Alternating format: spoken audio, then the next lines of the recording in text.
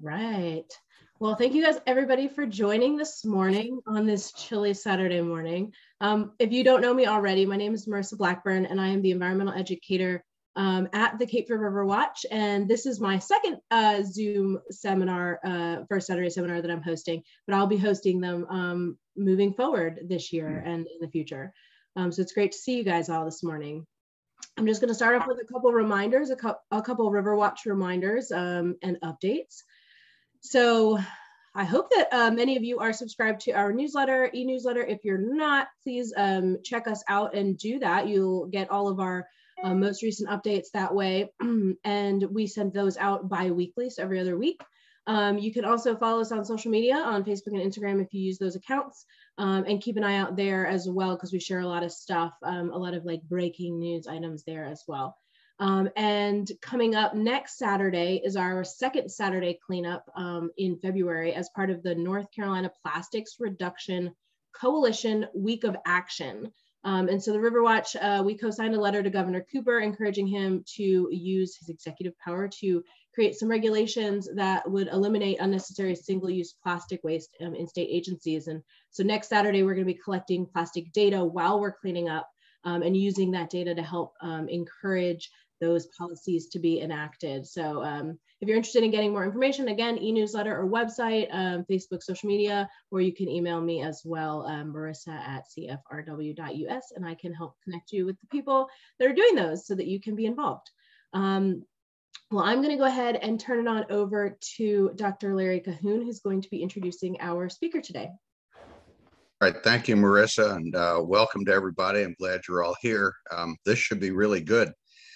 I've known Dawn for, oh God, more than 20 years. She got a bachelor's degree at UNC Wilmington back in 1999 with concentrations in biology, environmental studies, and chemistry. She went on to earn a master's degree from our program in marine science under the direction of Dr. Courtney Hackney, who is one of the premier wetland scientists in the United States. She then went on into the private sector, worked for CZR Incorporated, then to Coastal Planning and Engineering. And currently she's with Moffatt and Nichol. She's also put her expertise to excellent use on behalf of the river and of River Watch. She's been a member of the board of directors for a period of 7 years. And for a while in there, we tagged her to be president of the board of directors for River Watch. So Dawn has extensive and deep experience with the issues pertaining to the river, and in particular with the restoration of the striped bass fishery, which is what you're going to hear about today. Take it away, Dawn. Thank you so much. I'm going to share my screen here.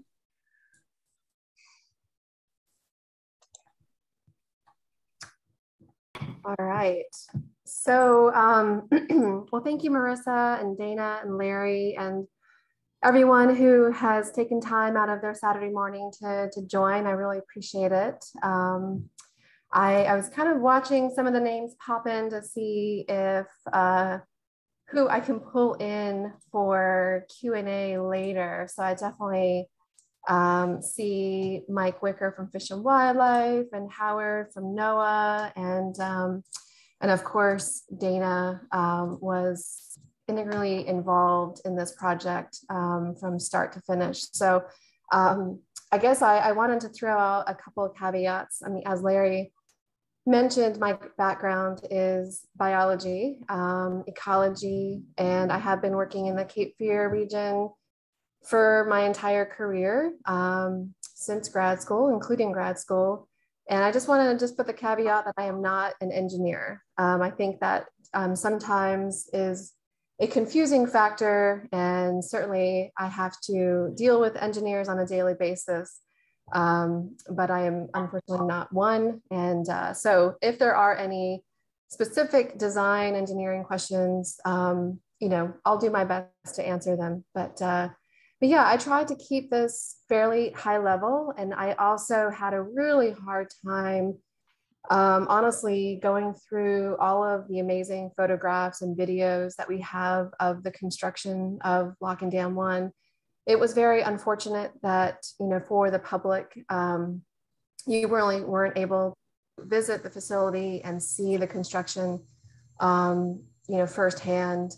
They did close the facility throughout the construction. So I actually was thinking, as I just developed this brief presentation, that I would love to work with Marissa and Dana at Riverwatch and also on our Cape Fear River Partnership website to just make sure the series of videos and photographs and everything else that went into this project is not lost on my server and is definitely put out there for public education for the future, because I do believe this is a significant project. This is probably, and Howard and Mike, you can correct me if I'm wrong, probably one of the, it was one of the first rock arch weirs built on the East Coast. It was one of the first rock arch weirs built at a Corps of Engineers lock and dam. And it probably is one of the first that was actually improved or kind of modified. And it was also one of the first to be modified by a non-federal entity. So those are all very, very critical and important things to consider as we moved through the process. It was a first for everybody. Were there mistakes made or lessons learned? Absolutely. The good thing is that we recognize that there are lessons learned, and this is a very dynamic river basin. So as we move forward with future projects, I think this is going to be one to make history in the books. So I think I'll go through the presentation and I can open it up for Q&A at the end. And I'm happy to kind of go back to anything that I may not have touched on, but I'm going to just briefly run through, and I really look forward to the end where we can have open discussion and answer any questions. So with that,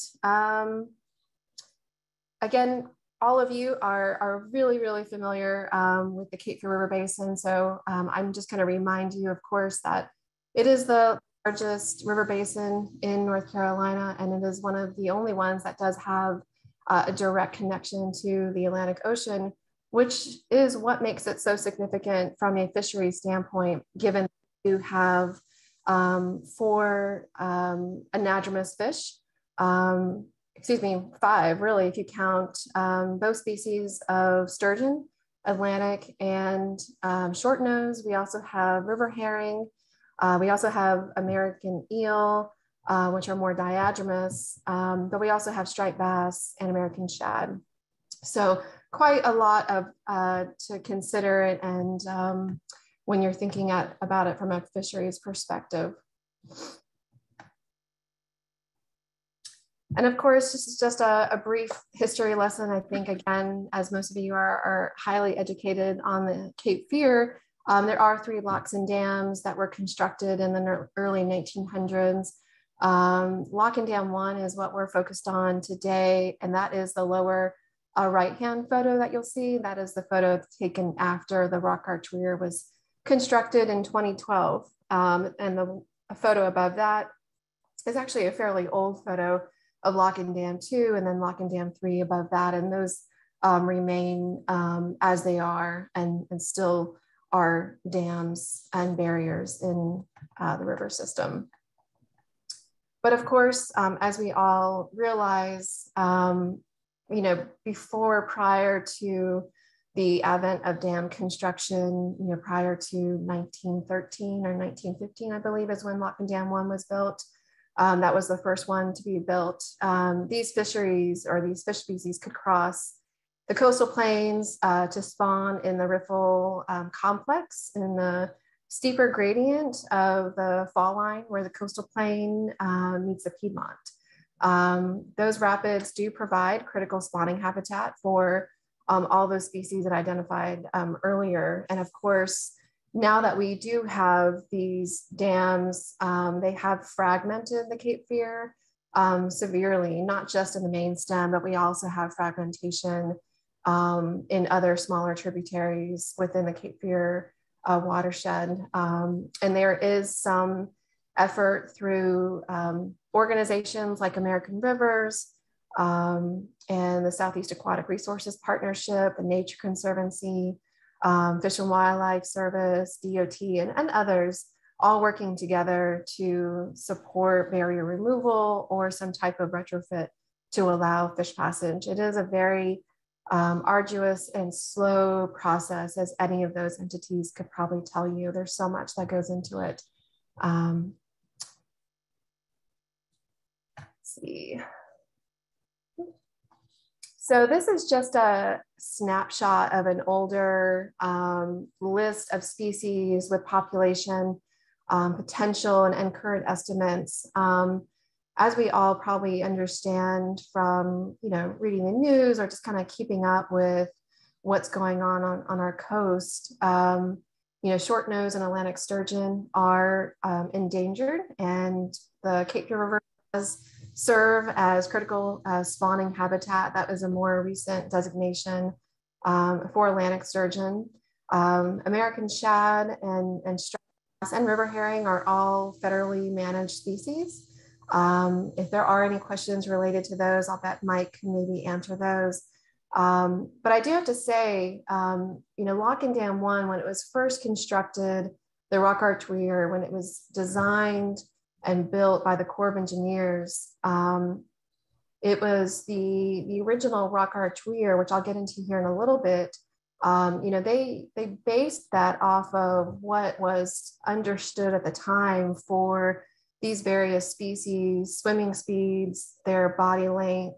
As you can imagine, there's been quite a bit of science that has gone into understanding what these fish and different species are capable of as far as moving through various velocities of water and slope gradients. So really the velocity of water and the slope in which that fish has to swim upstream, as you can imagine, are probably two of the most critical factors in designing a fish passage structure, and there are others. I wanted to share with you just a couple of older photographs of when the original rock arch weir was constructed.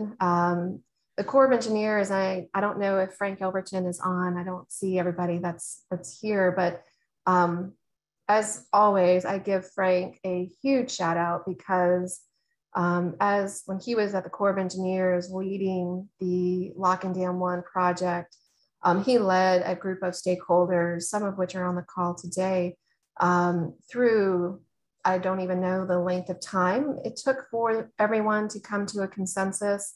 Mike, you might remember and be able to tell us a little bit more about that. But I want to say it was an 8 to 10 year process of determining the various alternatives for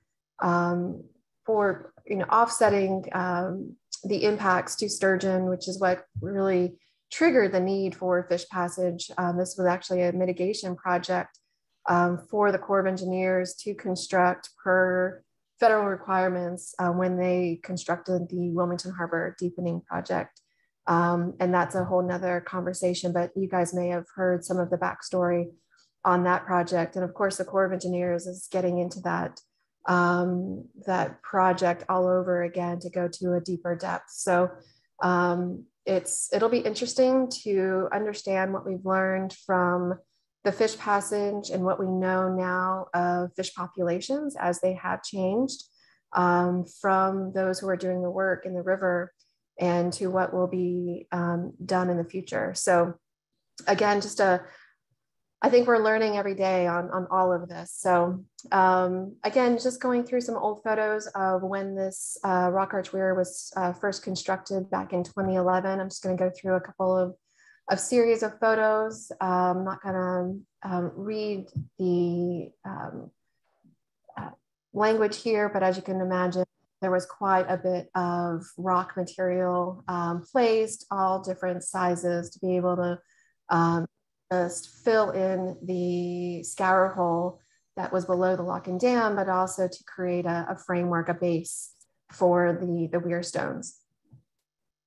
So this is just, again, series of photos using large equipment. They have a They were using a barge. They had a series of bedding stone and large weir stones that they were placing to formulate the weirs and the gaps that were designed to support these different fish species moving upstream.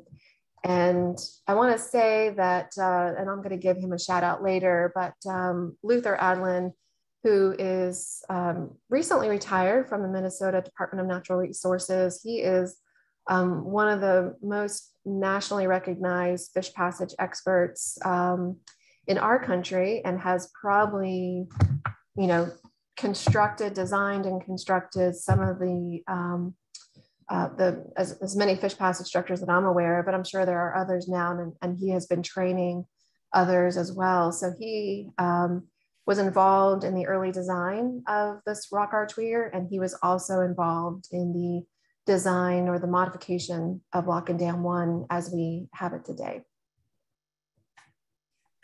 So as you can see, here's just a series of weirs as they move across the dam.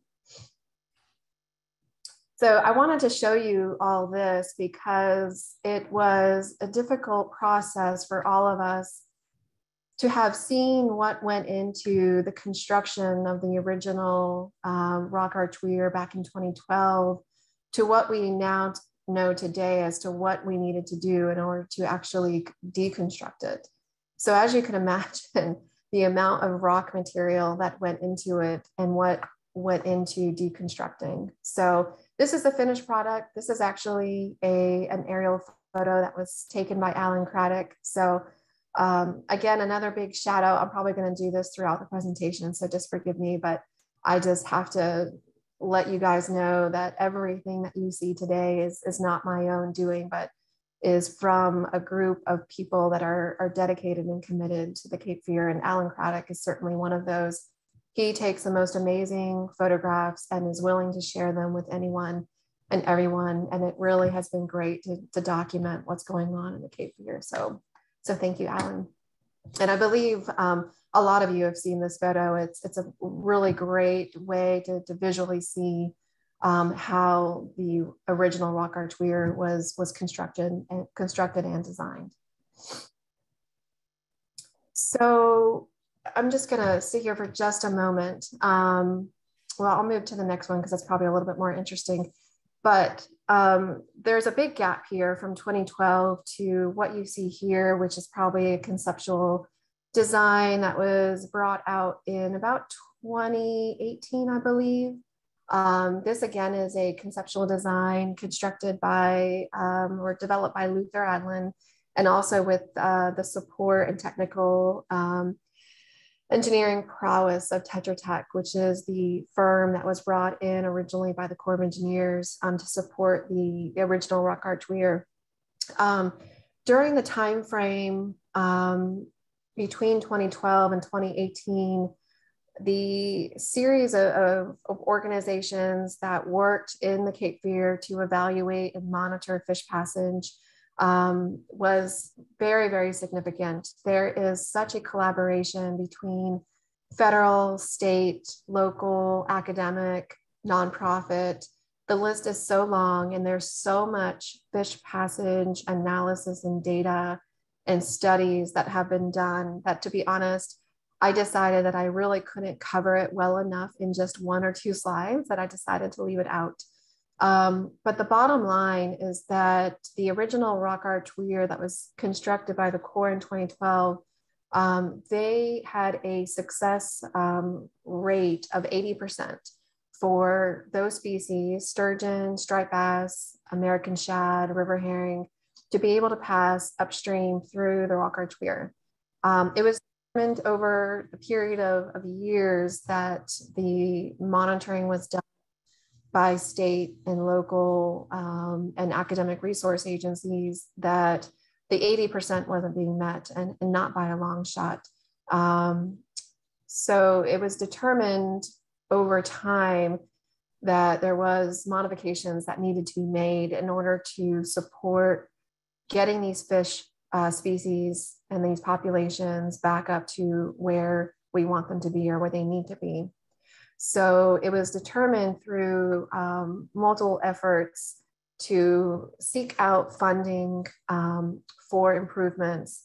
And again, this was a significant effort. The Corps of Engineers, which again, I don't know if anyone from the Corps is on, but I certainly applaud them as well, given how difficult it must have been really to understand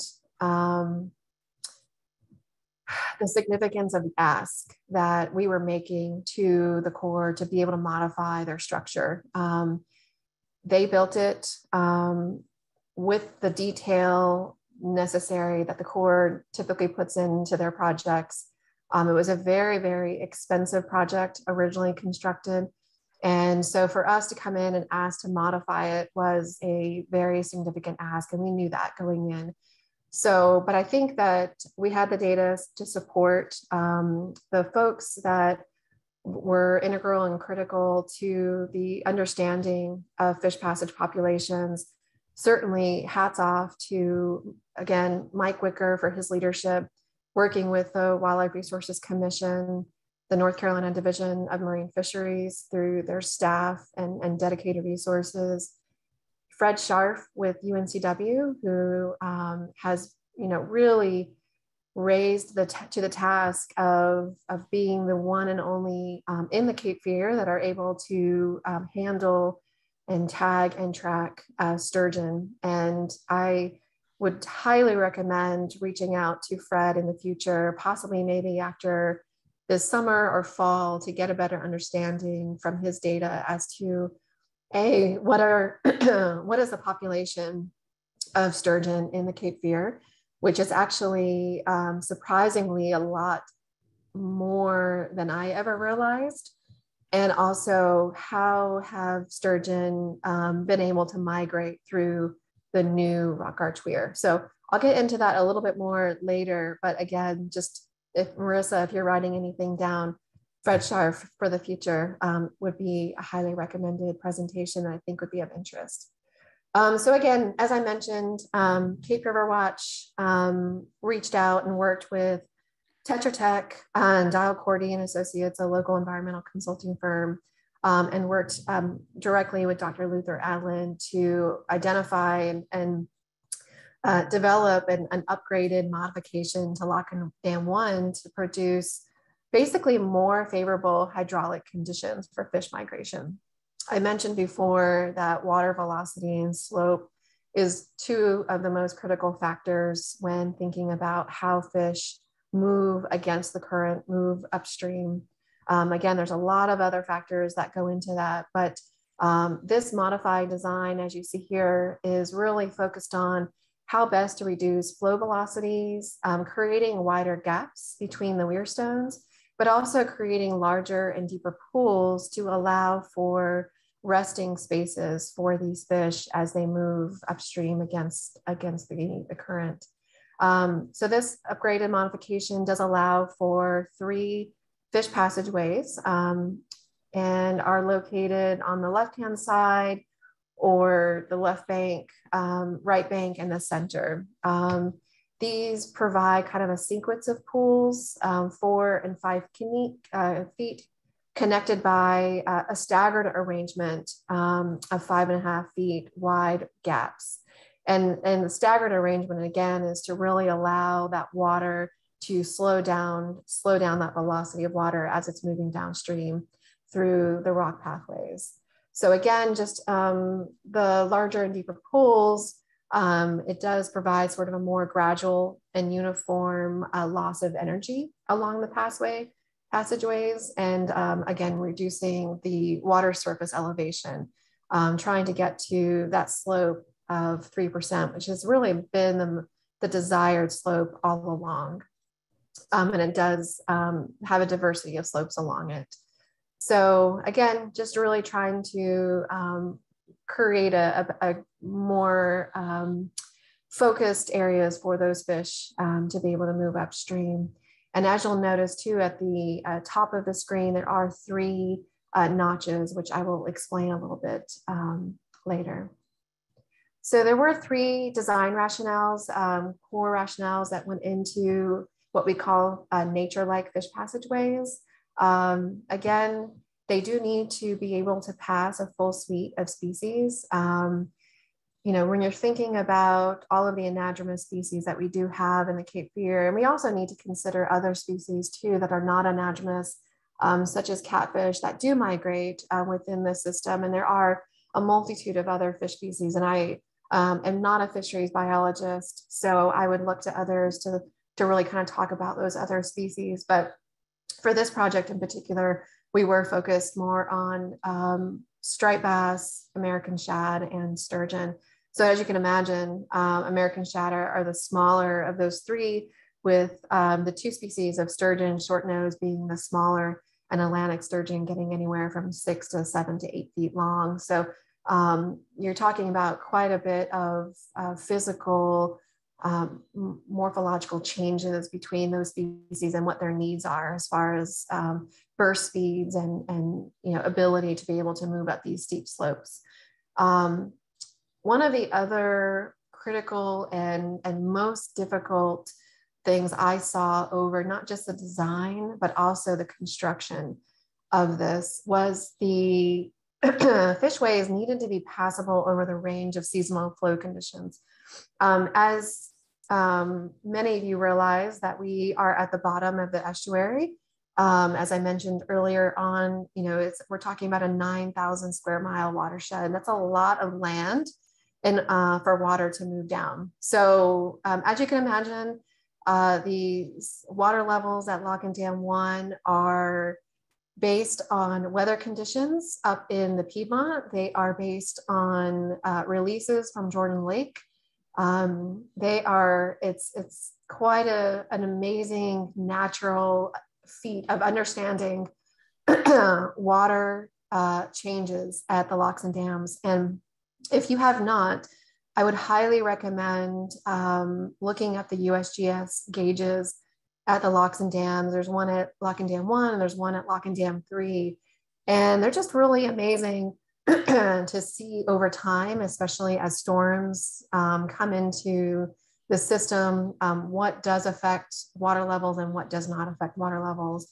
And that probably had to have been one of the most difficult things the contractor faced during construction, was the flow conditions. So, and third and not least is, you know, the fishways needed to be similar to reaches of the natural channel. We really wanted to make sure that we mimicked the natural channel alignment of the Cape Fear. So as I mentioned before, riffles and rapids are a critical habitat for many of these species. And just to give you an example, you know, striped bass, which is one of the most recreationally important species in North Carolina, it has been confirmed that striped bass, that, you know, they were not able to get through or upstream of the Rock Arch Weir at a high enough rate that they ended up basically spawning right on the Rock Arch Weir, those rocks themselves. So, which that does certainly reduce the efficacy of the eggs to be able to adhere to the appropriate habitat that they need to be able to spawn. And they also need a certain distance of fresh water for those eggs to be successful to spawn. So again, details that I don't have on me, but I know Mike probably has a little bit more of that insight, and would encourage him to you know, be able to answer any of those questions later on, because I think that is a significant issue that we are dealing with. Because and not to step off track or anything, but I just want to, you know, have you think about the realm of you know, opportunities and consequences that we are dealing with in the Cape Fear when it comes to managing these fishery species. Because not only is it fish passage, not only is it water velocities and slopes and gradients and water levels coming down, but you're also thinking about the water levels, you know, flowing in the opposite direction with the tide, and how that tide is bringing up more salt water than ever before. So again, if you think about that and how these dams help regulate the existence of where that salt wedge stops. So again, that does have another critical path on these species.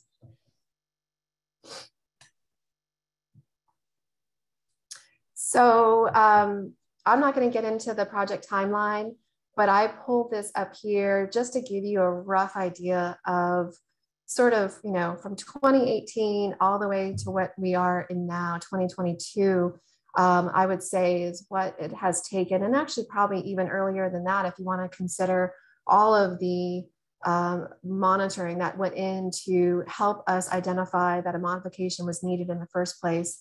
So again, some really critical steps here. This doesn't even probably crack the nut on what all the steps were done to really pull this project. But I just wanted to kind of let you know what some of the key milestones were. 2018 initiated that engineering and design. Permits weren't issued until 2021. So as I mentioned, you know, the Corps of Engineers, when we came to them and said, hey, we want to modify your rock arch weir, it took them a while to come around. And so we worked through that process. It was a several year time frame, but again, I cannot tell you the amount of time and dedication by the organizations, the engineers, the environmental consultants, the Corps, all the regulatory agencies, and all of the review of the permits and everything that went into that time frame. So again, hats off to all those folks as well. Just really quickly on the funding. I know that's always a big question. It was a conglomerate of federal, state, local funding.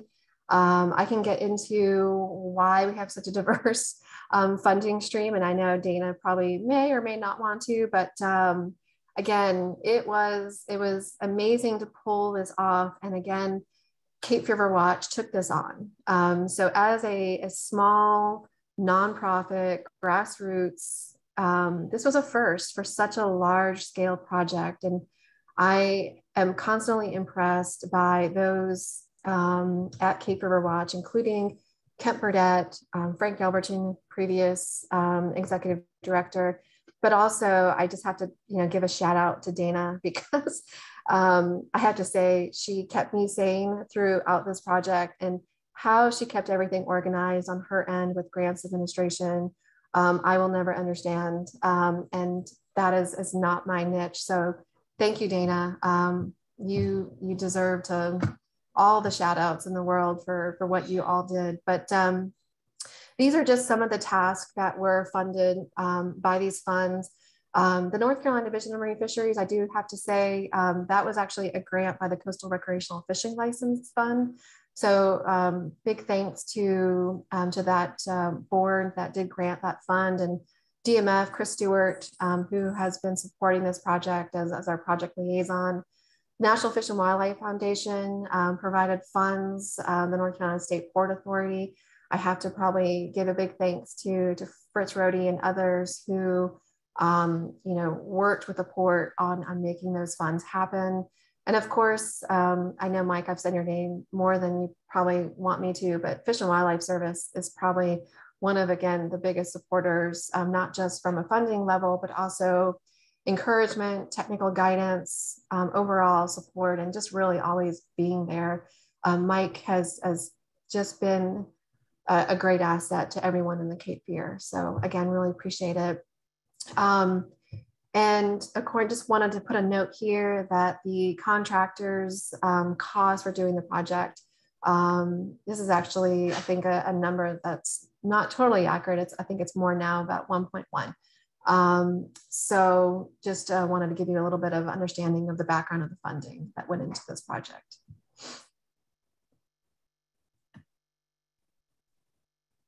Oops. My mouse is not working. Bear with me. It doesn't like that slide. Okay. The fish passage plan set. Again, Tetra Tech was the lead on the engineering design, and we had a plan set that was sort of like our Bible. And I do want to make sure, Dana, that you have a full copy of the construction drawings. I do think that they would be of interest to folks to kind of peruse through. You know, they are engineering drawings, but these, again, I mean, any time we went to Lock and Dam 1 during construction, these were brought out onto the back of the truck and we just poured over them in detail, because this is what the contractors use to build the project. So again, hats off to the engineers, to what they did as far as developing the construction plan set. Just a little bit, Moffatt Nichol provided the oversight, environmental compliance, and construction admin. These are just some of the permit conditions that we worked with the agencies and the Corps of Engineers. We did have a nationwide permit, and I would say we did have to go through Section 7 consultation with NOAA down in their National Marine Fisheries Service office down in St. Pete. Andy Herndon, big hats off. Shout out to Andy Herndon, who again is a huge supporter of this type of work in the Cape Fear, and has really just all along been there for technical guidance and support. But we worked very closely together to understand what we needed to do to avoid and minimize impacts to the environment, but also to any potential fish that came into the construction zone during construction. So that was very, very important for us during construction. And we had to work very, very closely with the contractor to make sure everybody was on the same page. Big shout out to the construction team. This is not even everybody. The folks who actually ran the heavy equipment is not shown here. But left to right, we have Moffatt Nichol, Joe Shope. Again, big shout out to him, Lock and Dam 1. The park manager at Lock and Dam 1, he was there every single day, every day, and just to make sure that everything ran right, whatever the contractor needed, letting them in and out of the lock chamber, helping them move equipment. Just, he was great. Frank Yelverton there in front, contractors in the back. And I pulled in a structural engineer and a coastal engineer, as well as other contracting specialists on our end, just to make sure that we had everything we needed. And personally, I just love the photo of us with these really big orange floating devices. So I thought it was kind of funny to show that. We didn't actually have our own PFDs, but I think it's funny to see grown men with these orange things around their neck. So it's kind of a funny photo. But getting into just some of the imagery of during construction, I'm just going to kind of run through some photos of series of, bringing equipment in. They started mobilizing in early August. We had our pre-construction site meeting in July. And I want to just have you understand, sort of recall the weather and water level conditions that I mentioned. When the contractor put their bid in, water level conditions were very, very low, and all of the rock arch weir was exposed. So they were able to see clearly, this is a very doable project, no problem. Well, pre-construction meeting comes around in mid-July, and I have to say it was a raging river. So it was a very interesting beginning to the project to understand, and Mike can attest to this as Dana and others, those early weeks were a struggle. I'm not going to lie, I'm not going to paint a pretty picture. The contractor had to figure out how best to get this done with safety in mind. Safety was always at the top of the list, to understand how to keep staff safe, how to make sure equipment was kept safe, and everything else. So they brought in these Jersey barriers to help maintain water levels across the crest of the dam. And I'll show you a photo of those. And they had a barge operator and brought in these various barges. These are spuds that this was brought upstream and then rested just upstream of the dam, crest of the dam. There you see the barge sitting up there with the spuds down. The Jersey barrier, as you can see, is halfway across, and the contractor is installing or continuing to install, and also starting to move the large weir stones. So they did start on the right bank. And as you'll recall from the earlier conceptual design, there are 3 passageways. They started on the right-hand side, moved to the middle, and then finished on the left-hand side to where they could pull their equipment out. Here's a couple of videos of moving and creating the bedstone, or creating the bed for the weir stones. And then here is just showing the completion of one of those pools. As you can see, water is moving through just like it was designed. So one more time, here's a constructed pool with the gap moving downstream. And there's the unfinished in the background.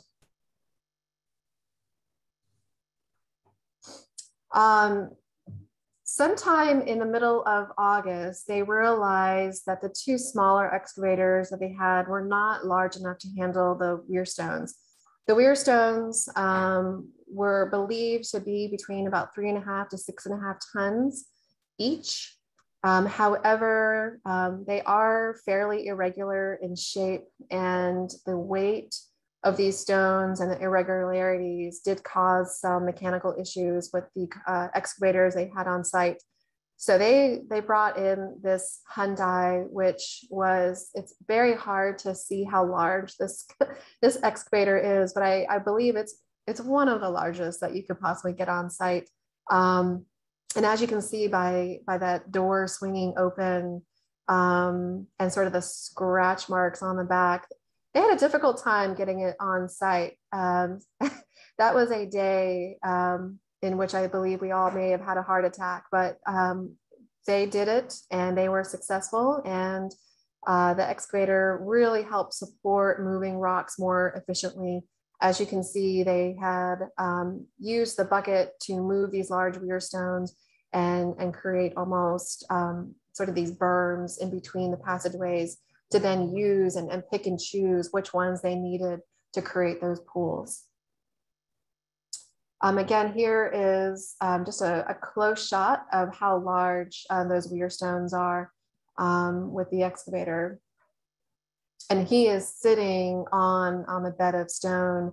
And I do have to note, you can't see it in this photograph, but only one of the 3 excavators actually had a GPS system to be able to track exactly where each weir stone was placed. So again, that came into play at the end, I mean, during construction as well as the end when the final survey was done, but also during the process in which we had to review the survey data in order to confirm that each of these weir stones and the gaps were to the right dimensions and also at the right elevations. So this gentleman that you see here on this excavator was there every single day, and he ran the survey, the excavator with the survey equipment. And on his screen is a 3-dimensional model of the design, so he can see full circle, like exactly where he needs to place all those stones. So it's a pretty amazing setup they had. I want to say that the program and the equipment cost about $10,000. So again, just some shots. It's hard to kind of see what is going on here, but they did move from downstream to upstream. So here they are creating sort of the upper pools on the right bank passage. As you can see, all 3 excavators are working in tandem. You can see the big Hyundai, and that's the one that's moving the largest weir stones. And then this one here is basically digging deep. And then this one over here is the one that's really placing where it needs to go. So they all worked in tandem together as kind of in partnership. Again, just noting the barriers up top, which caused the water flow from the river to be diverted towards the left half of the river, which is why you do not see any water It's pretty amazing to be able to see people walk across with no water. Here are some different shots looking from actually standing on the barge, just at the crest of where the Jersey barriers are, looking downstream. You can see the excavators in the background, and here's the Jersey barriers. And as you can see here is actually a time when the contractor had to double up on the Jersey barriers because we had a significant flow event in which there was the water levels had come up, I believe, right to the top of those Jersey barriers. So they had to add more to support diverting water. You don't see the high flows in this photo, but at some point during the construction process, a lot of these rocks were all underwater and the contractor was not able to work. I want to say there were at least 2 events in which maybe 2 weeks each, in which the contractor had to stop work. And at one time, they actually had to move their excavators out of the river with fear of those excavators becoming inundated with the river. And that did almost happen. So it was a little scary a couple times during the process. It's a little difficult to see this, but I'm going to show you a better image. The middle passage here, middle of September, again, about a month and a half after project start, the middle passage is now complete.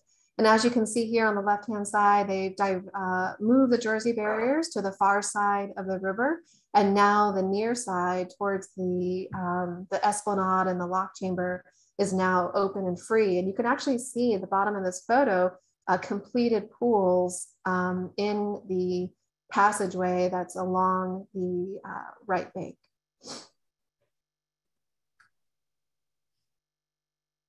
And they're actually working downstream of the far side passageway. This is the big Hyundai excavator. And what this person is doing is actually placing excess material into the scour hole. Can you guys see my mouse moving? Okay. Yeah. So just down here below is the lowest most pool of the center passageway here.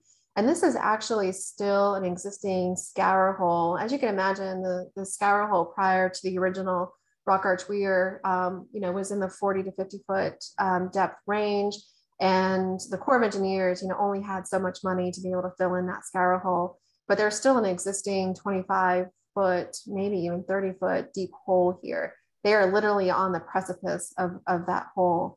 And what they're doing is placing excess material that they no longer need out of that far passageway into the scour hole to help fill that in. And that's what he's doing there. So again, another big shout out.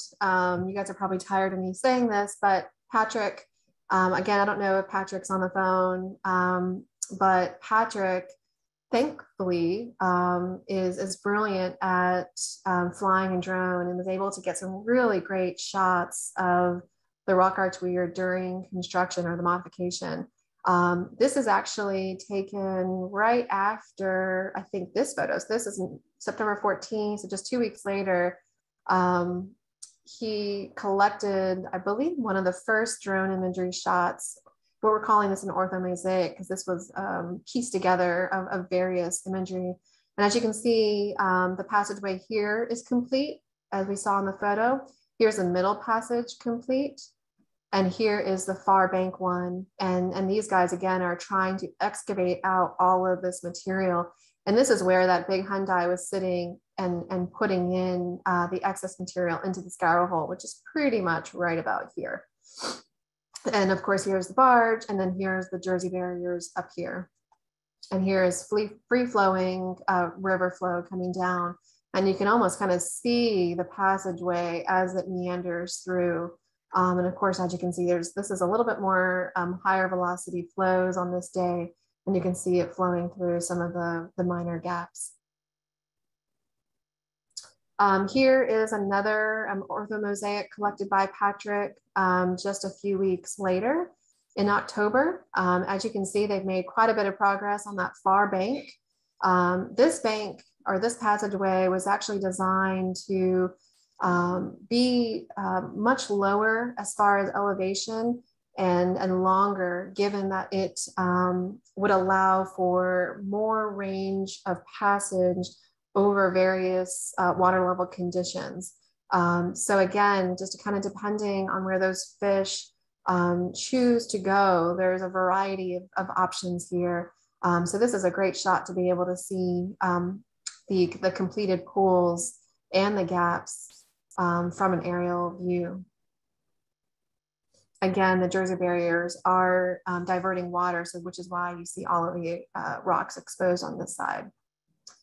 And they have we did have to coordinate again with the Corps of Engineers at some point towards this time frame, because we needed to be able to receive permission to place excess material along the bank here, which is what this excavator is doing. It's placing this excess rock along the bank here to help stabilize it. But also it was very, very difficult for these excavators just to move across the weir stones, which is why it almost had to back itself out of the system.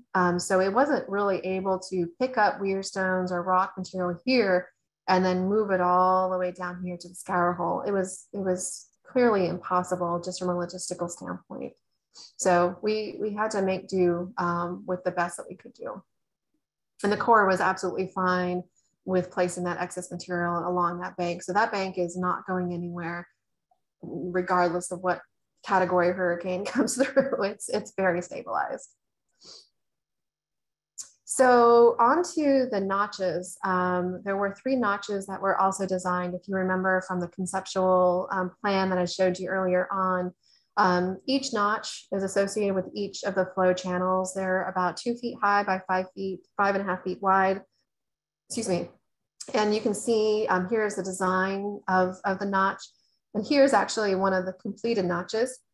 Unfortunately, right after the contractor moved all of its equipment out of the river and everything was complete, as you can imagine, debris got knocked into the notch. And I believe that tree log is still there. So hopefully we'll get a high flow this spring and it'll knock that loose. And here on the right-hand side, these are actually remnants of the dam. This is 100-year-old concrete cap. So I actually have a core log of it that the contractor gave to me. So a little bit of history, but the good thing is the Corps of Engineers are going to keep at least one of these, if not all of them, on the site at Locking Dam 1 for educational purposes. So that's really great. And I wanted to show you a video of what it looked like sawing through the dam.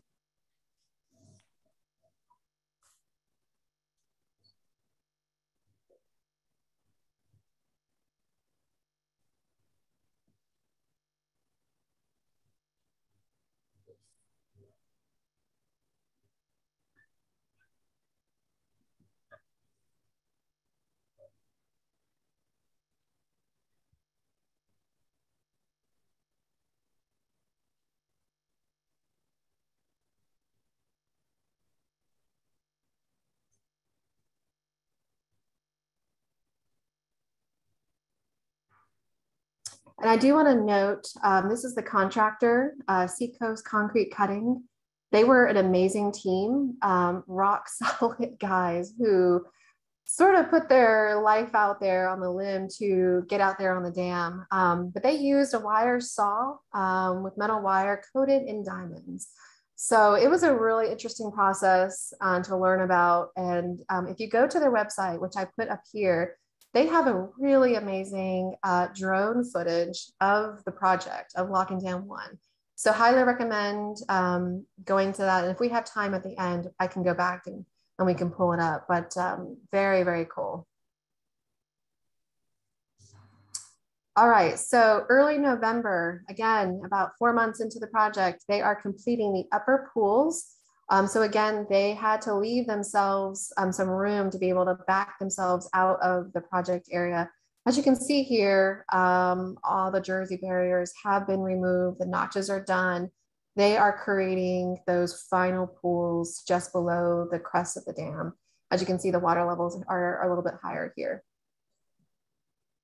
And here you are on one of the last days of construction. This is a photograph taken from the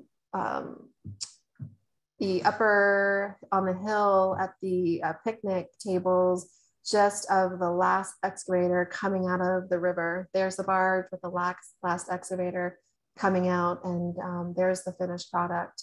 A little bit difficult to see, but I'm one more sort of zoomed in photo. And of course, as you can see, all of that excess rock up against the bank there to stabilize it. And then here is the last ortho mosaic that Patrick collected with drone imagery November 10th, which is after all of the equipment had been removed from the site. As you can see, all 3 passageways are now done. There's 3 notches in place. There you can see that one fairly clearly with the center passageway. Here's the one that has that log jammed into the notch here, and all that excess material here. So amazing job, we got it done. I believe we had to, based on our permits, we had to have everything completed by the 1st. We were allowed an extra week to be able to get all of the equipment to mobilize. So appreciate the Corps of Engineers working with us on that. And that really was just due to significant weather-related issues that require the contractor to shut down for those 2 weeks that I mentioned before. Just really quickly, again, just want a big shout out to Frank. Frank Yelverton led our sturgeon observers. Rich Carpenter, who's retired fisheries biologist from the Division of Marine Fisheries. Bennett Wynn, who's a retired fisheries biologist from the Wildlife Resources Commission. They committed a lot of time and effort. We were required by federal permit to conduct daily monitoring during construction. So anytime the contractor and those excavators were in the water moving, they had to be there. And they were there. Thankfully, Cape Fear Watch provided a shade cloth, because again, this project was conducted during the summer. So it got very, very warm out there with no shade. So these guys, big thanks.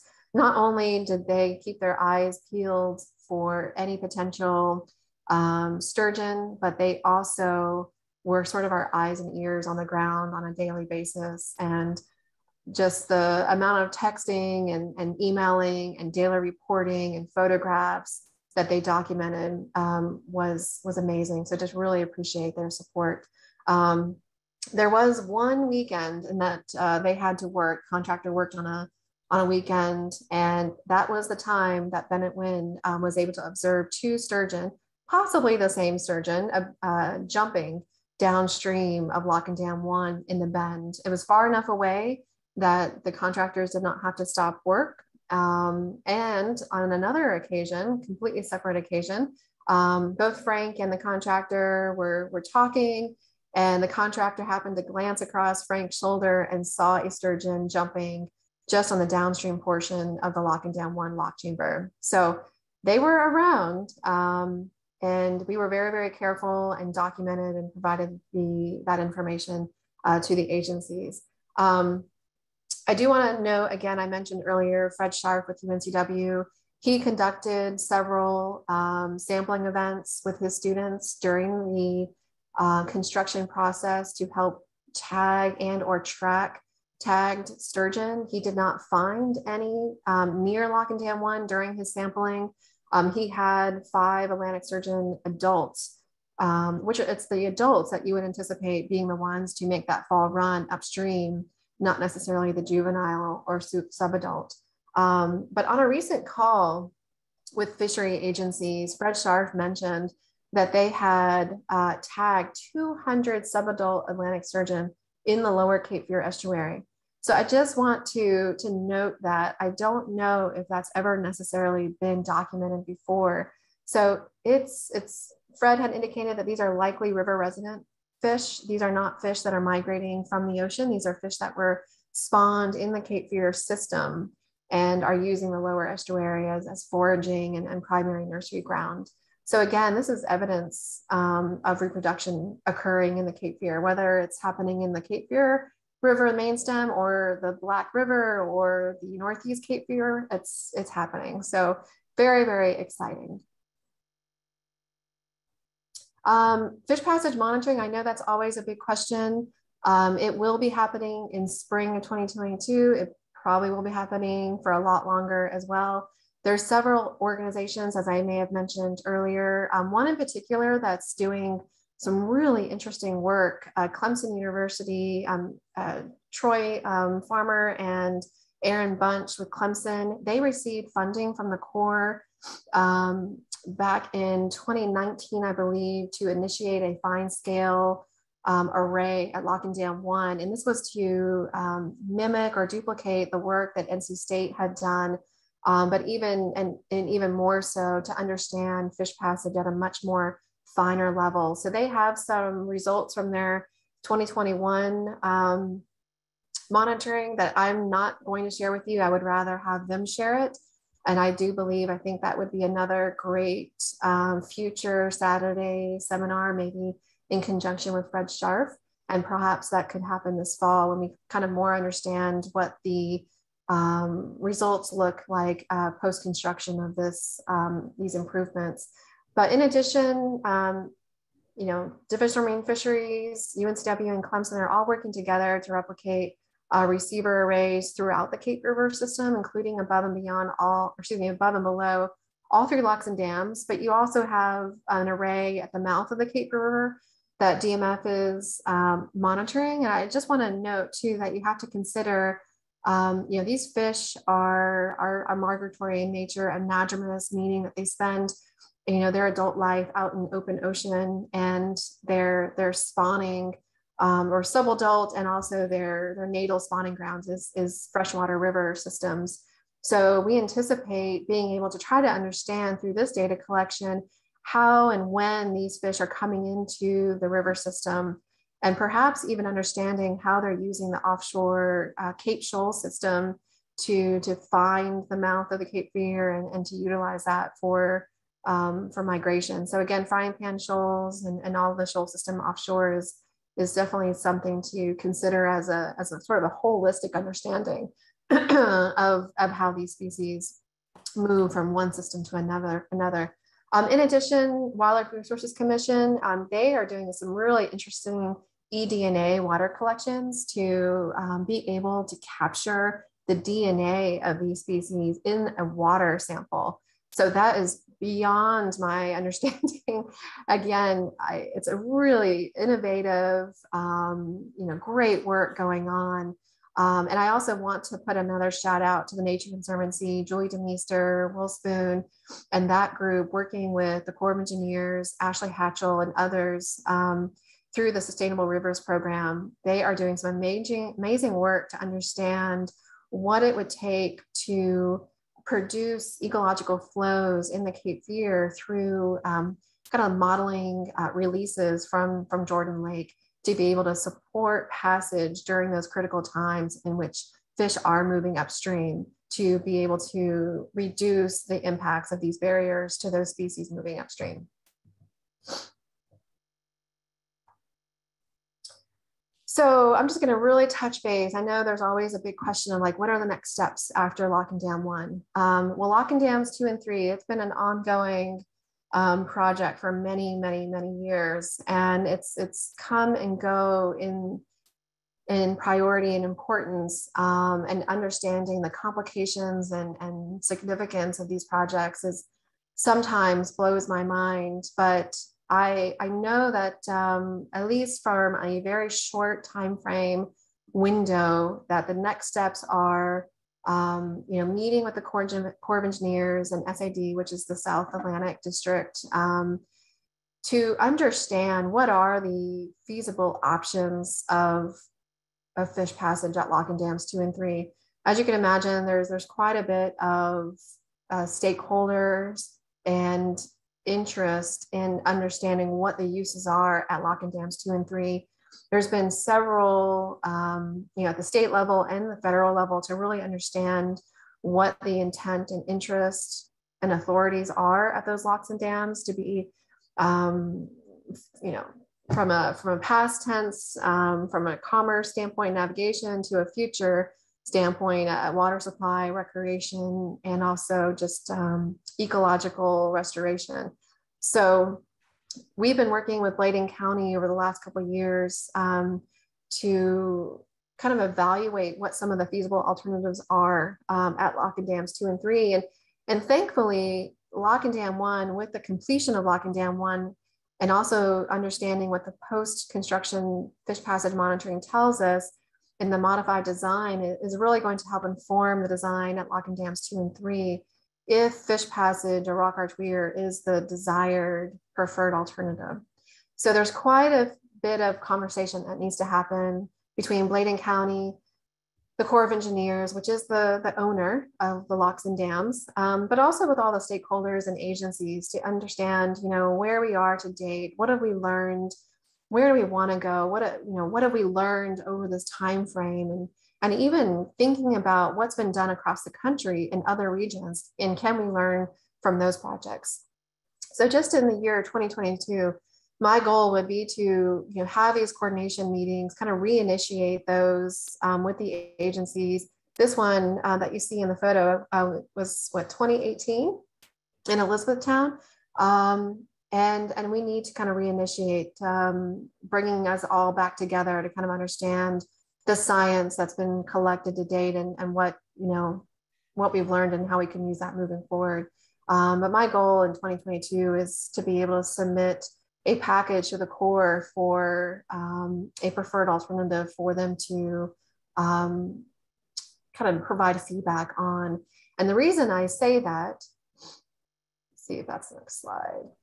Well, I'll get that to in a minute. But the reason I say why this is a critical time frame, I'm going to move forward to this next slide, and I'll come back to the partnership slide. As most of you probably have heard in sort of the news and politics, there's been a lot of federal funding coming down. Just recently, the Infrastructure Investment and Jobs Act was released, and also with it releasing millions and millions and millions of money that would go to the organizations listed here. I pulled this summary from a presentation I heard from American Rivers, which I know, Howard, if you're still on here, maybe you could answer some questions later on about this, but there's some really key organizations working on being able to utilize this money to go towards projects such as dam removal, fish passage, restoration. So I want to make sure that we as a holistic who we are, is up and ready for those funds, and to be able to implement something at Lock and Dams 2 and 3, whatever that something may be, some type of fish passage restoration to allow sort of the renewed effort of restoration for all species in the Cape Fear. So, and one thing to note on here is just recently the Corps received $6.5 million to rehabilitate all gates and all of the mechanical equipment at all 3 locks and dams. That is a significant, newsworthy event. The locks and dams have all been sort of on the lowest classification as far as safety as a dam, from a dam hazard standpoint, and also just a kind of in a working condition. Lock and Dams 2 and 3, the gates do not work. Ever since the hurricanes, Matthew and Florence, the buildup of debris and sediment, and just, loss of maintenance over time. I mean, there are some really critical needs at the gates. So operations, Dana Maddox, she's an amazing person to work with at the locks and dams, and has been a big supporter. So she's going to be leading the effort to get the gates at all 3 locks chambers up and running again. So that is a significant event. But back to the partnership. So the Cape River Partnership, was established in 2013 by NOAA. But again, it really comes back to all of the great work that's been done in the Cape Fear, and just, the dedication and commitment and time and resources that all the people that you see here in this photograph, but all those that are not listed here, are not photographed. It's, you know, goes down to the interest of recreational fishermen, from the people who, like this, on this call, who, like the volunteers, the striper vest events, the media, I mean, there's just been so much interest that the partnership has, you know, developed this action plan. We developed a 5-year implementation plan, and it's time. The pandemic definitely slowed things down. I'll be the first to admit that it was difficult to hold meetings during the time span of the early part of the pandemic. And I'm ready. I'm kind of just jazzed up to kind of get us all back together and start working again. But in the meantime, people have been working. I mean, it's not going to take the partnership to make things happen. People are making it happen. But what the partnership does is help to bring people together to understand how we can all work together to collaborate, whether it's a funding or resource or equipment or staffing need. I mean, that's where the magic happens, is when we all work together with an end goal in mind. So again, I think I've said quite a few thanks, and just want to shout outs to all those that were involved, from the engineers, the designers, to the fisheries agencies, the sturgeon observers, and of course, Cape Fever Watch and the contractors and the Corps. So just again, thank you. I'm just the messenger on this great project. There's just so many more. But I just want to leave this up for just a moment, because I want us to think about not just this project, but really what does the future hold for fish restoration in Cape Fear. I mean, it's, you know, we're kind of at this precipice of doing some really great things. And we just through this project at Lock and Dam 1 have shown that it can be done with a lot of help and a lot of working together. So there's so much more, but this kind of going back through some photos, this helped inspire me to think about, you know, all that we still have left to do, and all the good that can be done. So with that, I'm going to stop. I apologize. I thought I was just going to give you a 30-minute presentation, but I've gone way over. So I guess my coffee kicked in. Okay. Awesome. Well, thank you so much, Dawn. That was really fantastic. And that project is very, very impressive.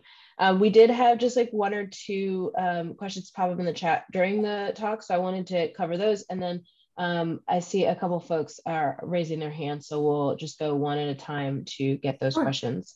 But first, in the questions that came through, can you just describe what a scour hole is, and maybe why it's important to fill that in while you're working on the project? Yeah, so the scour hole is basically, if you can kind of imagine a waterfall, and I'm probably not going to describe it very well, but, you know, again, these dams have been in place for 100 years. So if you just water coming across the dam over time, the way the dams were constructed, you know, early on, they didn't really learn until Lock and Dam 3, until the 1930s, to construct some type of sort of bedding. At Lock and Dam 3, it's a timber matting. But at Lock and Dam 1, they didn't have that timber matting. So the water coming across the dam over such a long period of time basically just kind of ate away at the bottom of the river, creating a huge hole. And we call it a scour hole. And that scour hole during the original construction of Lock and Dam 1 in 2011, 2012 needed to be filled in order to create sort of a bedstone or a framework for the rock arch weir to actually be built upon. So the scour hole, some of it still exists at Lock and Dam 1, but it was important to continue to fill it in, as that will help to, you know, probably lessen the velocity and energy at the base of the rock arch weir or the passageways, so that fish can find those openings, if that helps. Yes, thank you. I'm just going to stop our participant sharing so that we can see folks' faces now. Hey, I wanted to interrupt really quick. This is Dana Sargent at Cape River Riverwatch. Mostly because Dawn just kept giving props to everyone else, and I just want to make sure that it's clear how much work this woman has done over the since the beginning of this project. And on top of that, on top of just her insane ability to understand all of this stuff and work, she took on me, completely clueless human who didn't understand permitting, didn't understand fish migration.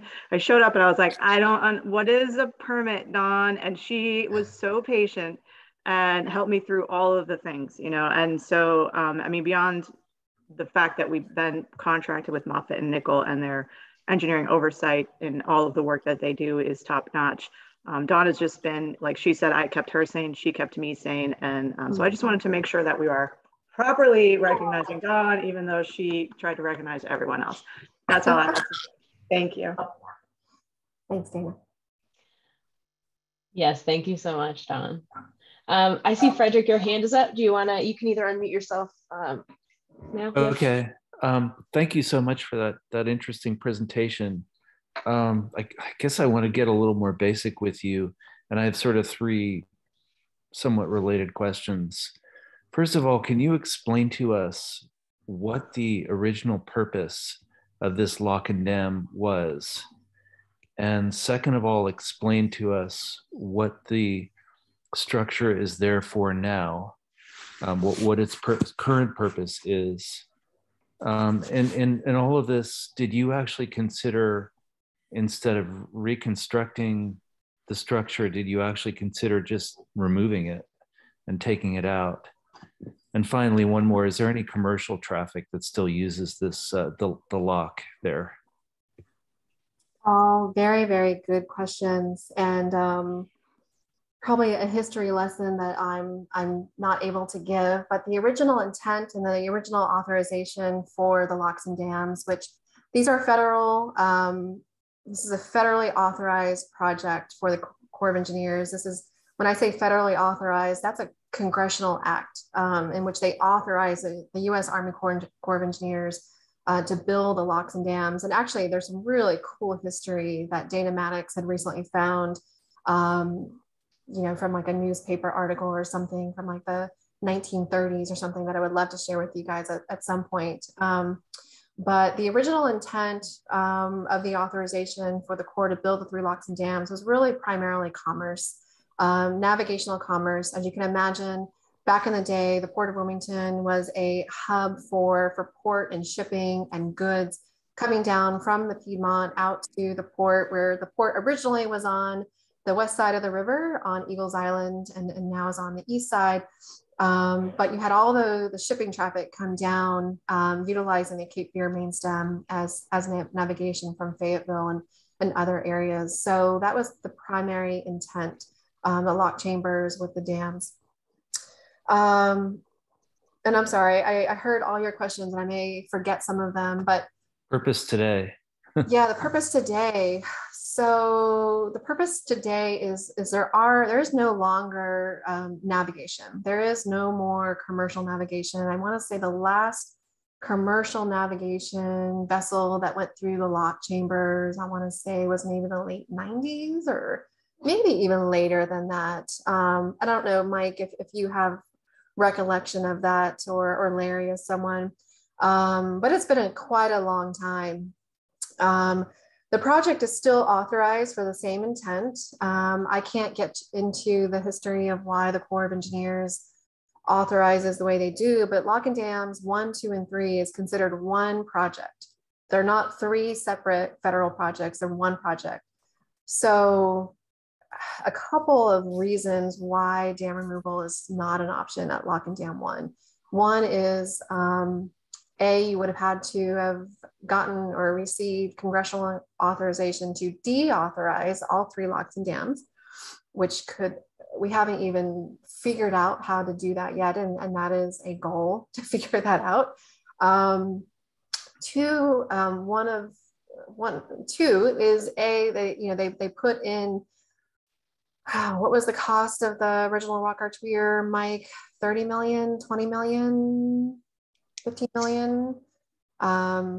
So that was a huge reason of not asking for removal. Imagine trying to remove all of that and asking the Corps to sort of, just throw that money out the window. And three, probably most importantly to us down here in Wilmington, is the fact that there's the intake above Lock and Dam 1 serves our water source. So the pool upstream of each of the dams serves as a reservoir for various water supply. So Lock and Dam 1 has Cape Fear Public Utility Authority. That is where all of City of Wilmington's water comes from, as well as Leland, some of Brunswick County, some of New Hanover County, and others. So that's a critical water resource that we wouldn't be able to get rid of. And to talk about the intakes for the others is another probably presentation. Does that help, or did I maybe miss something? What are your questions? Yeah, that makes sense. But so there's no longer any commercial purpose to this structure, so that the lock is kind of superfluous. Would that be a true statement? That is a true statement, other than I do have to caveat it with that military actually does some training at the locks and dams. I want to say they probably do it mostly at Lock and Dam 1. Probably primarily for the fact that Lock and Dam 1, the gates are the only ones working currently.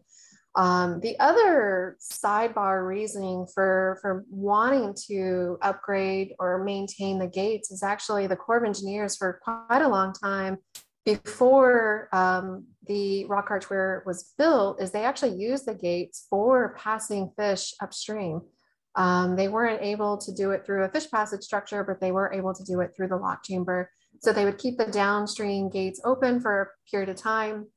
And for some time frame, years, they had the staff and the resources to be able to do daily lockages or passage of fish upstream. So that's how a lot of the striped bass and American shad were able to get upstream. But ever since the construction was completed on the Rock Arch Weir in 2012, they stopped using the gates at Lock and Dam 1 to pass fish because they wanted to keep fish moving up the Rock Arch Weir, which, as I mentioned, wasn't as successful as we were hoping it to be. Thank you. Sure. All right, we have a little more time.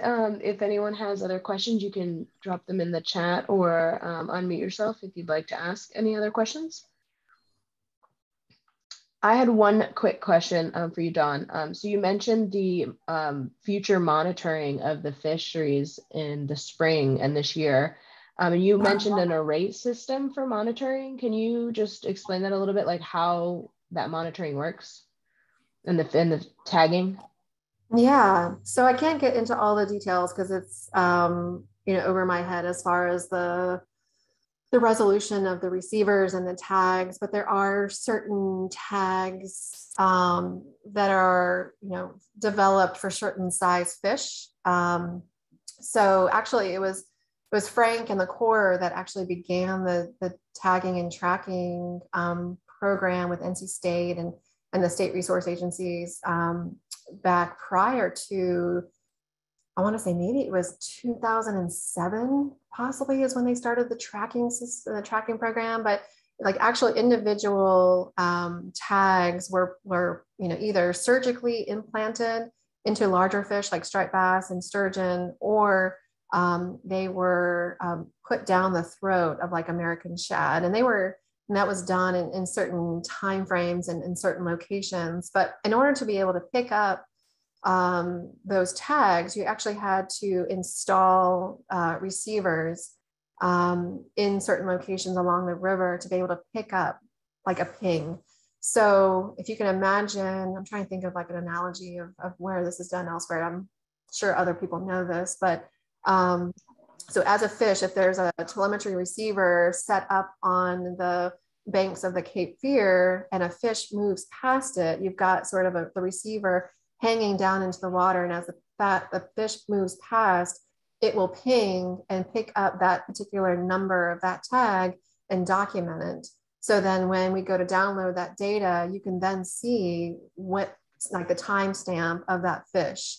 So that is done on a system, and I'm calling it an array because Clemson University is doing a really fine scale gradient of installing receivers throughout lock and dam 1, below, in the rock arch weir, like amongst the rocks, in the lock chamber, upstream, on either side of the bank. And that's what we're calling sort of a more fine scale array. There's also other receivers that others have installed on the Northeast Cape Fear, the Black, and the lower. And again, above lock and dams 2 and 3 as well, to understand when a fish will pass through lock and dam 1 or through the rock arch weir. In that fine scale receiver system, they're going to be able to understand, when did the fish get to the lock and dam? How long did it take to pass? What was the water? What were the conditions at that time? Did the fish go through? Did it fall back? Did it just hang out? So we're going to be able to understand everything about the fish movement. And that data will help inform the design of these passageways to understand how long it's taking them to pass the structure. So we kind of understand, their ability for burst speeds and velocities of swimming. And if anybody else on here that is a fisheries biologist and wants to add, please feel free.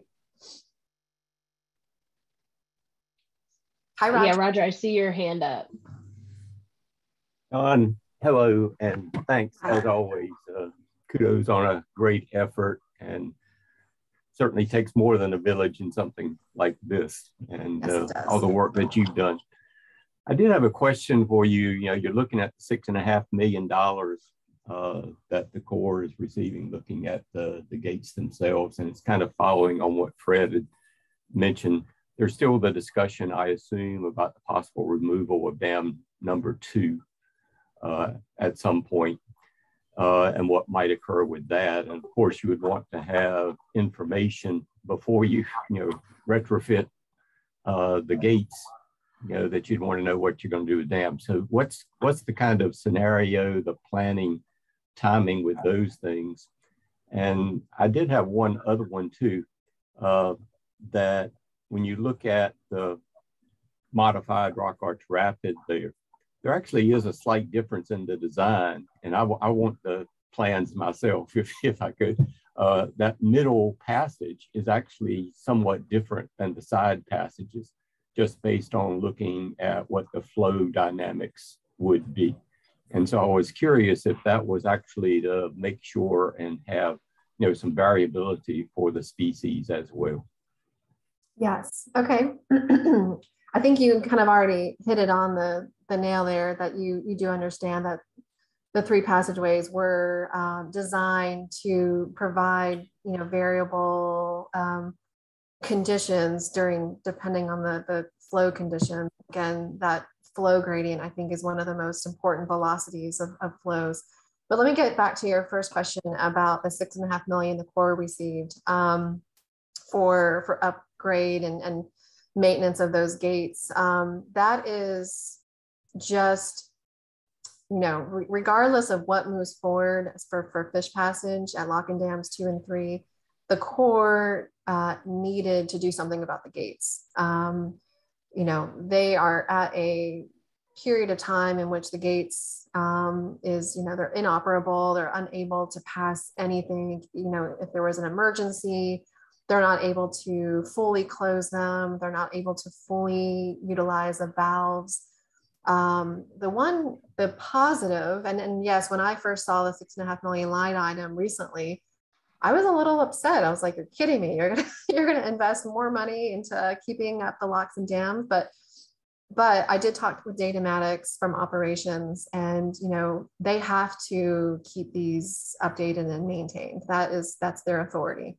So, but on the positive side is that if and when they get those funds, which I believe she had said it's probably not going to be until FY23, possibly even 24.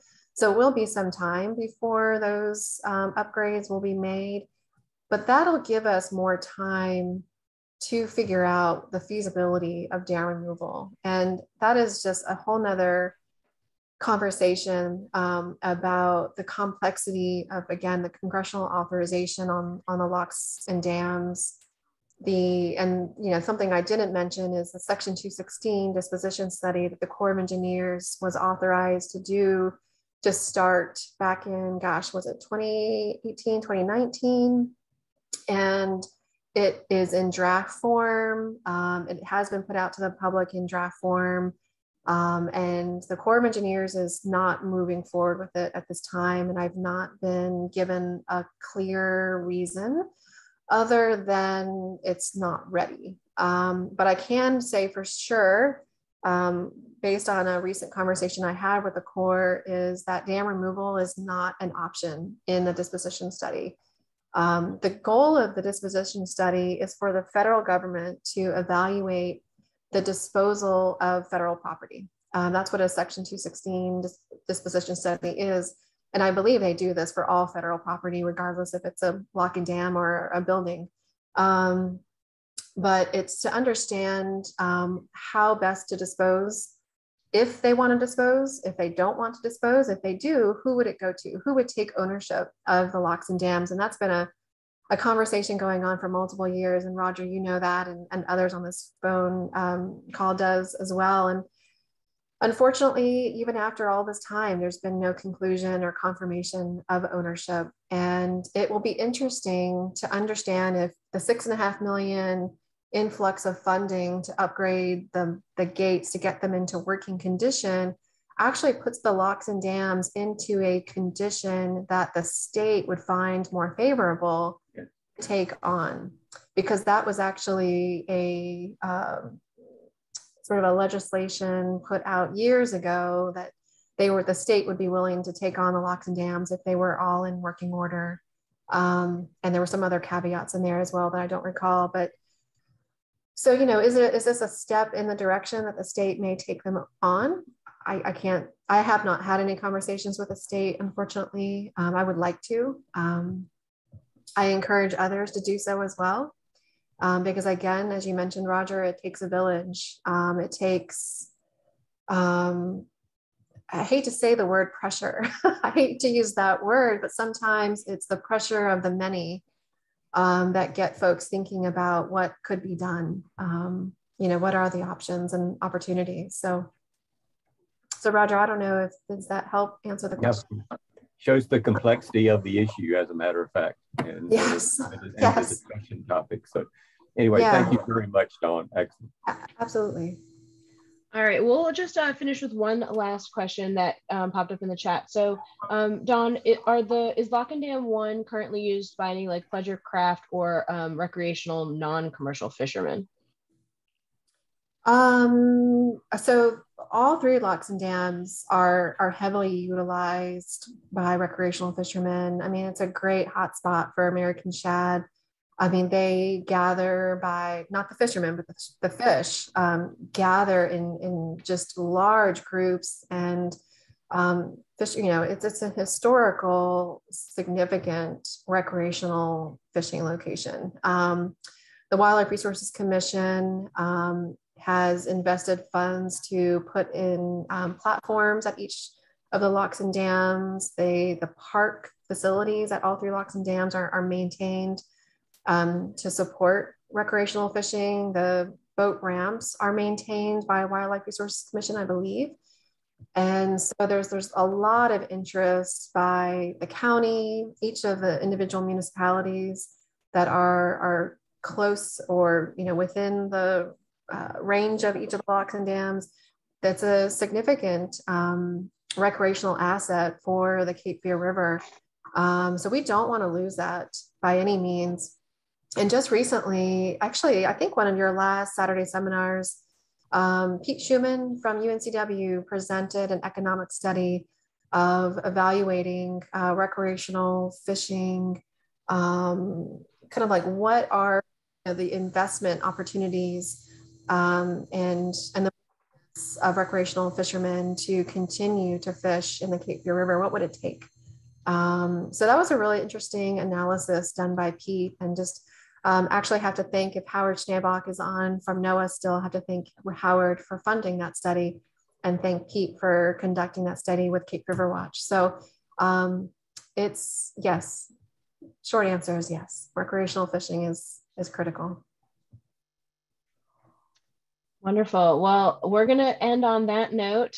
Yeah, there's a fishing pier and an educational boardwalk at Lock and Dam 1. It's great. It's open to the public. So if you haven't been, I encourage you all to take a trip out there. It's in Riegelwood. It's about 30 minutes from Wilmington. So Yes. A great place to see. But we're going to end on that note. So thank you again so much, Dawn. And thank you guys all for spending your Saturday morning with us. I hope you guys all have wonderful weekends. Yeah, thanks everybody. And great presentation, Dawn. Thank you, Mike. All right, take care. Bye, everyone. Bye-bye.